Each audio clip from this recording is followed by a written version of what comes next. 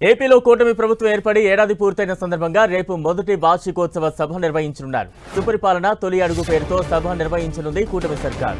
సచివాలయం వెనుక ప్రాంతంలో సభ నిర్వహణకు ఏర్పాట్లు ముమ్మరంగా జరుగుతున్నాయి. ఈ సభలో ప్రభుత్వం అమలు చేసిన సంక్షేమ పథకాలు, కార్యక్రమాలు, భవిష్యత్ కార్యాచరణపై CM Chandrababu, deputy CM Pawan Kalyan వివరించనున్నారు. ఎమ్మెల్యేలు, మంత్రులు మొదటి వార్షికోత్సవ సభలో పాల్గొనున్నారు. ఈ నెల 12న జరగాల్సిన కూటమి మొదటి వార్షికోత్సవ సభ అహ్మదాబాద్ విమాన ప్రమాదంతో వాయిదా పడింది.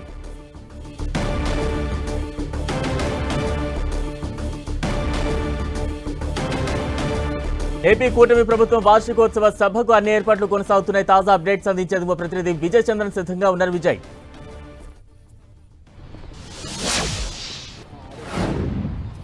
ఆంధ్రప్రదేశ్లో కూటమి పాలన ఏడాది అవుతున్న సందర్భంగా రేపు సెక్రటరియట్ వెనుకల ఏదైతే కనుక గతంలో సభలు నిర్వహించారో అదే సభ ప్రాంగణంలోనే ఏర్పాట్లు చేయడం జరిగింది.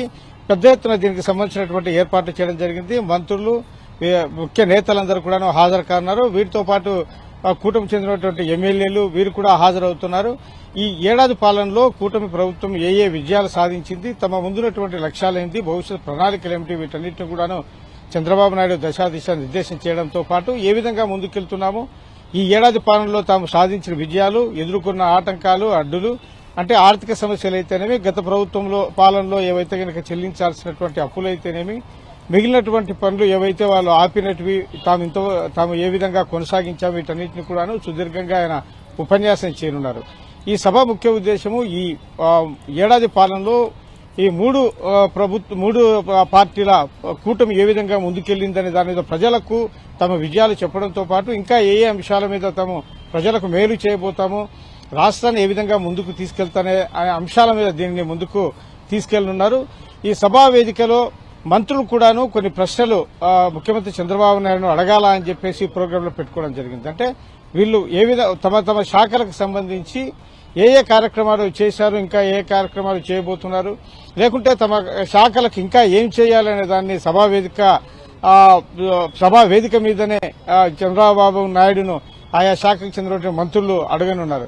ఆయనకు సభా వేదిక మీద నుంచే ప్రజలకు, ఈ మంత్రులకు చెప్పడం ద్వారా ప్రజలకు కూడాను ఏ కార్యక్రమాలతో ముందుకెళ్తున్నామని చెప్పేసి ఆయా శాఖలకు చెందినటువంటి మంత్రులకందరికీ స్పష్టం చేయనున్నారు.